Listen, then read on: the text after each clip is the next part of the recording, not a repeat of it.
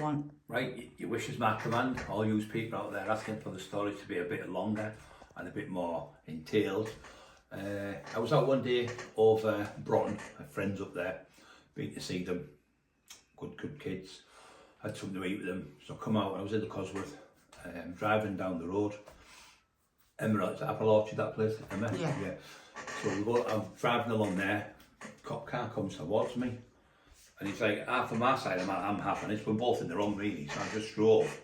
Well, I'm not fucking moving, fuck you. So anyway, he's gone past me, he put the blue light on, he's come round flying after me. So I just fucking done one anyway, there's a place there, and there isn't a way, like a cross, isn't it? Like a Yeah, it is.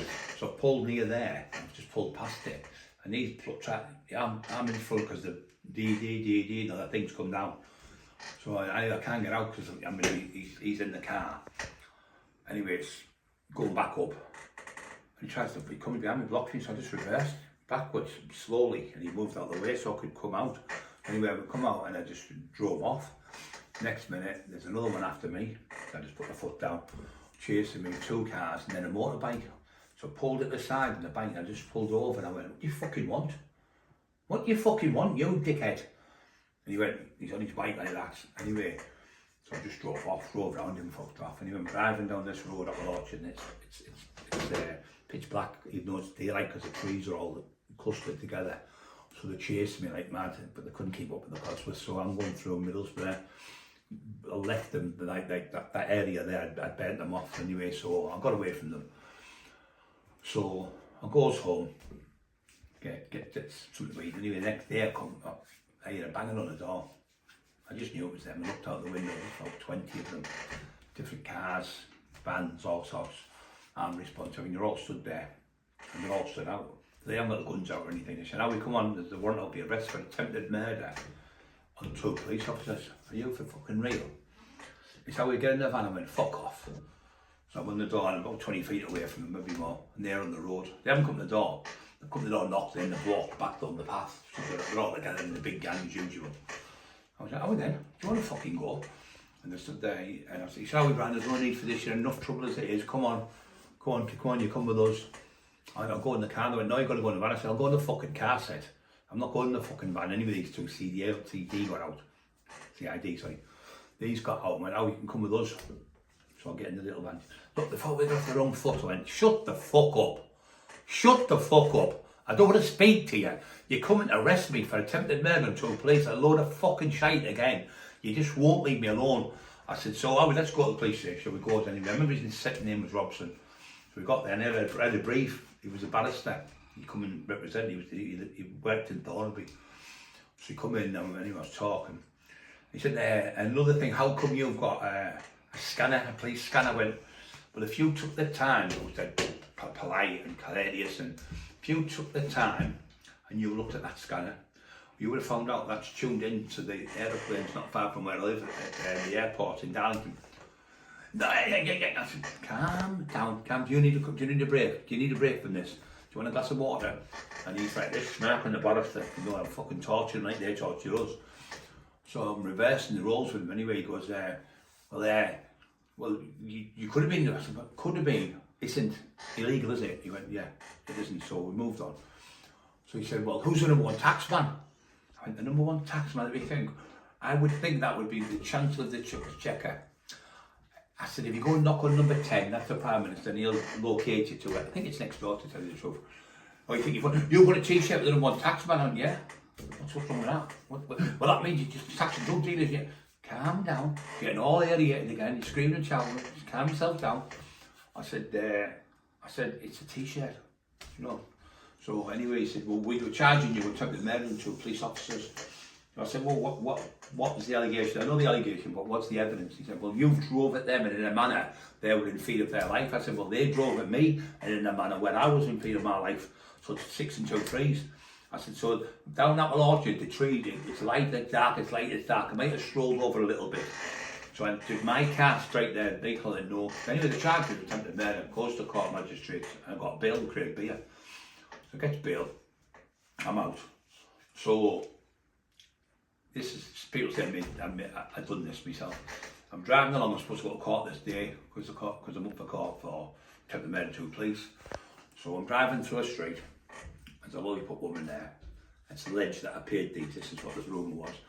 And the kids supposed to have run out with a ball. And I've swerved and hit a bollard, phoned the ambulance, got the ambulance to come, took me to the hospital, saying I had a bad back, and they said, oh, your back is bad. So anyway, I went in anyway, they took me in hospital, kept me in hospital 10 days. I was in hospital, so because I went to court, my mate went to court to see what happened. He went, if he's not here in the next such and such days, I'm going to get the police to go down there and give me like an arrest where you're handcuffed to the bed. So I talked to the doctors and they said, that's not happening here, not in a million years, you've got no chance of changing. Anyway, I was in 12 days, I was getting bored. But you remember I was only up for the court case to go to court, so I'd only missed the court case because I was in hospital. So I signed myself out, which I'm perfectly right to do. So I decided to go and stay with my mum's caravan. She used to have a caravan up Saltbed, just as you go into Saltbed, you can turn left, there's a little caravan park there, beautiful, just near the beach. So I'm at my mum's caravan, and I've got my Jeep, I've got a Isuzu Trooper. I bought it off Peter Robbo, I paid 21 or 23 grand, I think it was, for it at Blingham Bottom Cars. So anyway, I've got the Jeep, and I'm in the caravan, and in them days they didn't have helicopters. It was by 1991, I think so. So what happened then is, I'm in the caravan, and this aeroplane going round the day before, and oh shit, they've caught me here.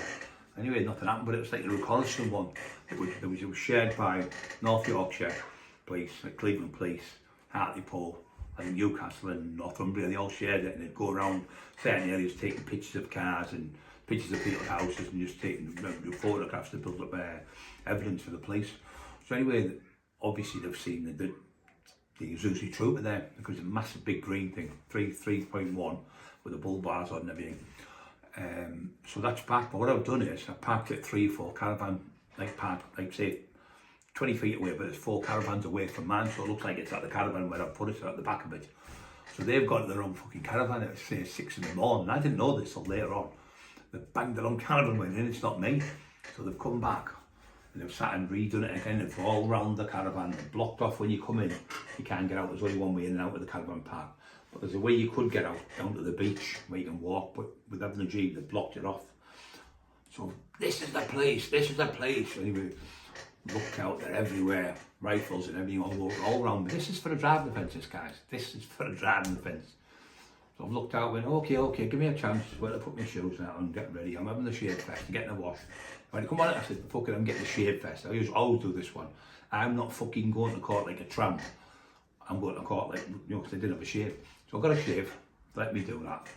Goes to the back of the van, took me to court. So he took me to police station, took me straight from the police station, about 10 o'clock to court. I got in the court about 10:30. I got there, it was a different judge, because obviously it'd been a few weeks, he wasn't on this judge. So it was a different Crown Court judge, and he went, right, I'm remanding you for committing offences while on bail.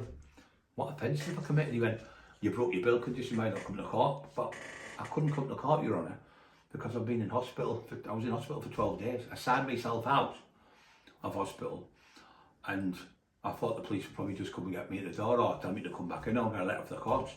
And I've been arrested today, and I'm here. So why am I getting remanded for driving offences? Well, just ludicrous. So they remanded me for fucking 3 months for driving offences. So when I'm in jail, I'm in Durham with all the lads in that. They were first to put me in a home house, then they battered someone in there, and then they said, right, I'll be banned, you can't come in here for your own safety. But really, they didn't want me because I had all power in the jail, all the screws live up where I live. So they didn't want me in there.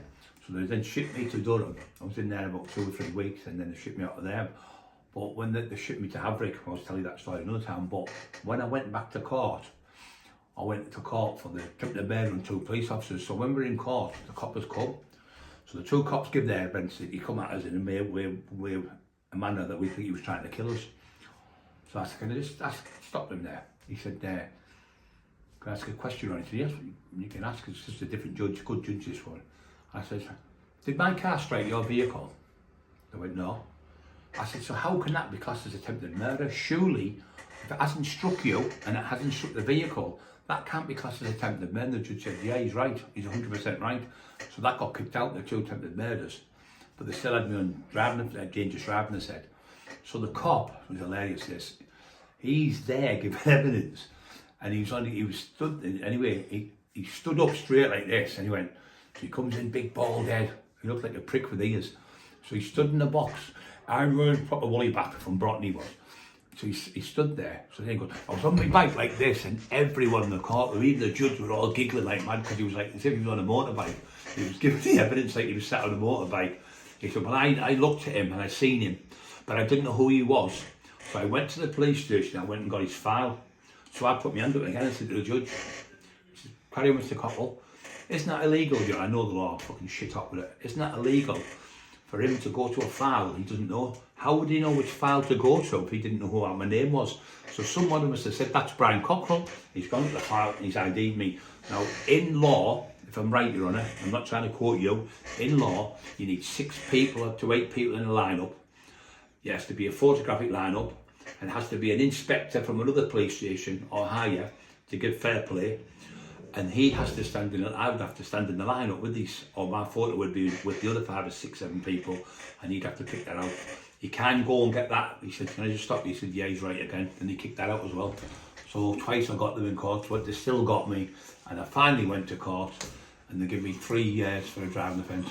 3 years for a driving offence. So Emma's hands go mad. So no, I'm not. So I'm going to go. No, go on. No, carry on. That's it. So she's going out there. So this, no, I had cramp in it, but this is what I'm saying, Brian's only got dangerous driving on you. Yeah, that's all I've got, guys, and I can prove that 100%. I can prove that anywhere, shape or form. And that's what I said to the cops when we were in the police station. Went, you're the criminal, you're this or that. I went, whoa, whoa, whoa, whoa, whoa.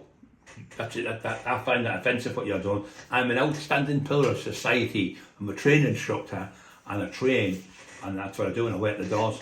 How can you... All I have on my record is a driving offence when I was 17-year-old. This is before I got done for them. And I got caught with a motorbike with no letter plate on. That's all I have on my records. So how can you slur my name and I should have you charged for slander and defamation of character? And the barrister was just pissing himself laughing. So when we come out, the barrister went, oh, have you ever thought of being a barrister yourself? So yeah, just so sorry for poor little Emma's arms are killing her. But yeah, it's fantastic, and thank you for listening to me. So you got a longer version now, so I hope you like them.